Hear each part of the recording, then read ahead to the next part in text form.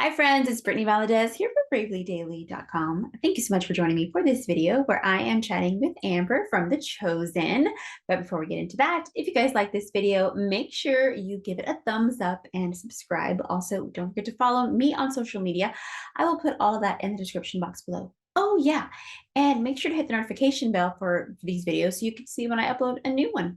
All right, let's get into the interview. Amber, it's so nice to meet you. Okay, so tell us about your character on The Chosen, and can you relate to her in your personal life in any way?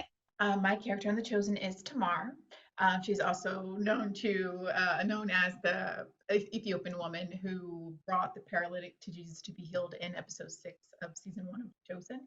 Indescribable compassion. She represents a lot of people that were unnamed in the Bible, or that who were named, but we didn't get that full backstory. And so, one thing I love about The Chosen is that they take characters like Tamar and they breathe life into them and give them this dynamic existence. And it's been really fun to play her and to be inspired by her. It's been really a beautiful experience. Now, the character that you play, do you relate to her in any way in your personal life? Yeah, absolutely. You can look at her right away and realize that she's different from everyone else in the group. I mean, not just physically, but also she's like completely adorned. She looks like a Christmas tree. She has like the best wardrobe out of everyone. And it just really plays into the fact that she is very much the other in this group. Something I think a lot of people can relate to, feeling being the only face that looks like theirs in a room, or the only one, or not seeing someone that looks like them on the TV screen. And so that's, I relate to her in a way of wanting that sense of belonging and not necessarily sure where you fit in. And she's had kind of just quite the life.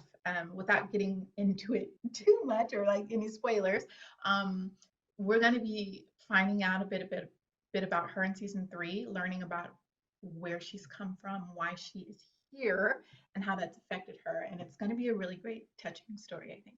Now, we are all excited for season three. So, can you tell us how did you become part of The Chosen? Well, we, like most actors, we get the audition for any project usually through our agents. And I auditioned originally for Fatina, which is the woman at the well, who was also an unnamed person, and they gave her a name. Um, I don't shy away from faith-based film and television, but I'm also highly aware that there is expected quality of shows and films that are faith-based. And so I was like, let me check this out. Let me do a little research first. And so, like most auditions, I go and I check out and see what work is already out there. And I 5 or 10 minutes of the show, and I ended up like just running through all four episodes that were out at the time. I was like, this is good. So I have to be on here. I did audition for the woman at the well, and they were like, we have another character for you actually that we want you to audition for. So they sent me Tamar, and I'm like, who is this? I can't find her in the Bible. um, and the words just kind of jumped off the page, and it was really beautiful, that first scene that they sent me, which was her bringing her friend, like navigating through the crowd. And I was so touched and um, inspired, even at that moment, that I was like, okay, I have to be on this show. I literally flew myself to Texas from Spain. I live in Madrid, and that's where I was when I got the audition. So I flew from Spain on my own dollar. That's how much I want to be on this show. I flew from Spain to Dallas to be on this show, and it was the best decision I ever made. Ah, so you are in Spain. Okay, so I first saw that on your Instagram and I was wondering, is she in Spain? Is she not? Okay, so how did you end up there? When did you move? Tell us about that. I've been here for 5.5 years. And I was here for 2 of those years when I got the audition for Tamar and The Chosen. And I can't, there's usually two reasons why people end up in another country on the other side of the world. It's usually work or love. And mine was love. And so I met my husband, my now husband. I met him in Dallas, and then when his visa was up, he had to go back to Spain. And he said, "Amber, no puedo vivir sin ti," which for people who don't speak Spanish means I cannot live without you. And I'm not quite sure what you can say to that when the love of your life tells you this. And so I made the move, which was a big leap of faith. And which is a huge struggle for me at that time. And one of the reasons why I love Tamar so much, because she's such a huge lesson in just unwavering faith and letting that guide you.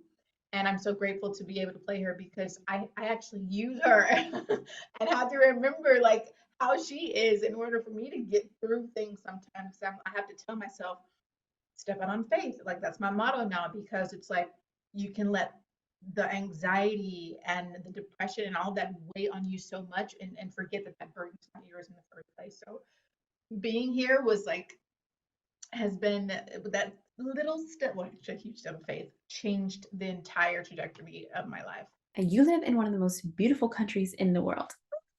Okay, speaking of your love life, how did you and your husband meet, and how did you know that he was the one? He thought he was going to woo me with the accent. I'm going to tell you that first. Did not work on me, the accent, but, um, but it was really cute. He'd say my name, he's like, Amber. And I was like, qué romántico, romantic. No, but we met at like this little kind of adventure center called Main Event in Dallas. Thanks for asking. Not many people ask me about that.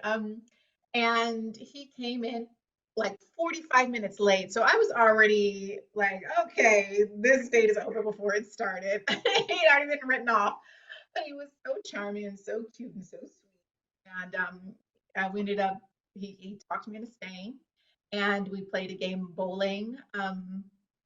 And he's like, well, if I win, I get to kiss you. And I was like, I have six brothers. You're not gonna, that doesn't work with me. I'm not gonna let you win. And he said, what if you win? I said, well, if I win, you get another chance to try. And so I was kicking his butt the whole time. And the last frame, which I know was a divine intervention, the last frame, he rolled straight strikes, three straight strikes, and ended up beating me by 3 points. And that's all she wrote. And here I am, 8 years later, celebrating our 8 years and 1 year anniversary of marriage. um, yeah, it's been a really beautiful experience with him, and he's been such a great supporter, and he's a fan of the show as well. Like he bugs me about when the next episode's coming out. I'm like, I can't tell you, I don't know. Okay, so have you learned Spanish since being with him? I'm actually in the process of learning. It's kind of difficult. No, I have. And let me tell you something, Brittany. I thought my little high school Spanish was really gonna help me when I moved here. Like, hola, ¿dónde estás? No, it's not like that at all. It was such a challenge, and we actually speak English in the house, but living here, just like Tamar, actually, when I really think about it, how that must have been for her to come and speak a new language and I have so much more respect for anyone having to live life as an immigrant because you come in and it's really hard to articulate your intelligence and you really struggle to kind of express yourself. And even me, 5.5 years later, it's still a challenge, but it's also a really beautiful thing. It teaches you to be humble, and I think that's why Tamara is the way she is as well, is that she knows what it's like to go through the ringer and she's been the other, not just faith wise, but she's the only good child in the group, but also how she looks, the language she speaks. And I can just deeply relate to that. I understand completely. I visit Honduras a lot for mission trips, and it's like when you're in a country and you can't speak the language, you feel so dumb. It's like when I was there, I wanted to speak to people, but I couldn't speak the language, and I'm like, no, no, I'm really smart, but I just can't speak in your language. And at the same time, it kind of shows you compassion for other people who are in your country and don't speak the language. Are you Honduran? No, I am actually mostly of Mexican heritage. I was born in the US, and Yeah, and that's also difficult for you as well because I think that sometimes you get pressure put on you from people in your own Latin American community, like why aren't you speaking? So that's just so in both places, just so difficult sometimes. And I feel like that's something that a lot of people can relate to, which is why Chosen is so good, is because there's so many characters in the show. There's always someone there that we can relate to as viewers. And I think that's why it's been such a global phenom. actually, it's more like, when I'm in the US, people do look at me like, you don't speak Spanish? Oh, shame on you, or oh, no, no. But when I go to Honduras, the people are so kind. Like when you actually try to speak their language, they have more compassion on you. And they're very helpful too. Yes. And if you remember in season 1, episode 6, Indescribable Compassion, when Jesus first meets Tamar, they share a moment where he speaks her language. And that created immediately a safe space for her. And she knew that he was different and he was special.